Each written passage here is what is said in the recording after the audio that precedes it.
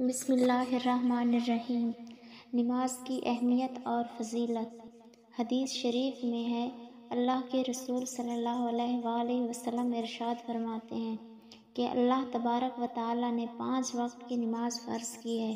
جس نے وقت پر اچھی طرح وضو کیا، خضوع و خشوع کے ساتھ نماز پڑھی، تو اللہ تبارک و تعالی نے اپنے ذمہ کرم سے عہد کر لیا کہ اسے بخش دے۔ دوسری جگہ اللہ کے حبیب صلی اللہ علیہ وآلہ وسلم ارشاد فرماتے ہیں کہ جنت نماز کی کنجی ہے۔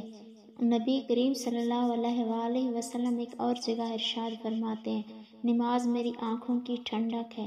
حضرت انس رضی اللہ تعالیٰ عنہ سے مروی ہے کہ سرکار دو عالم صلی اللہ علیہ وآلہ وسلم ارشاد فرماتے ہیں، جس نے 40 دن نماز فجر اور نماز عشاء باجماعت پڑھی، اس کو اللہ تبارک و تعالیٰ 2 برکتیں عطا فرمائے گا، ایک نار سے، دوسری نفاق سے۔ سبحان اللہ۔